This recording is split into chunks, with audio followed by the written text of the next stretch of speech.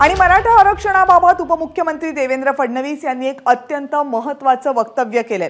भाजप सत्तेत असेपर्यंत ओबीसी आरक्षणाला धक्का लागणार नाही आणि कोणताही धोका जर ओबीसी आरक्षणाला निर्माण झाला तर मी स्वतः माझ्या वरिष्ठांशी चर्चा करेन, असं देवेंद्र फडणवीस यांनी वक्तव्य केलं। आमचं सरकार कुठल्याही परिस्थितीत ओबीसीवर अन्याय होऊ देणार नाही। स्वतः मुख्यमंत्र्यांना देखील हे स्पष्टपणे अतिशय माहिती आहे की ओबीसी समाजाचं संरक्षण आपल्याला करावंच लागेल।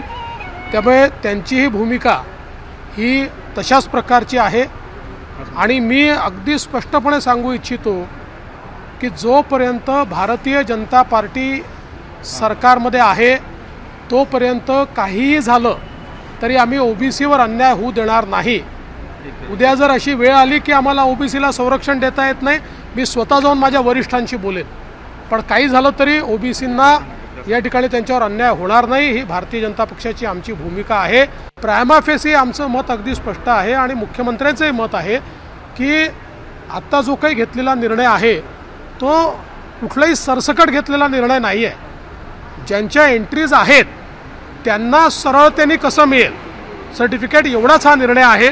माझं मत अतिशय स्पष्ट आहे, सरकारची भूमिका बॅलन्स्ड आहे। सरकार कुठल्याही परिस्थितीत ओबीसी समाजावर अन्याय होऊ देणार नाही आणि मराठा समाजाच्या आरक्षणाच्या संदर्भात आम्ही प्रोसेस सुरू केलेली आहे। एबीपी माझा, उघडा डोळे बघा नीट।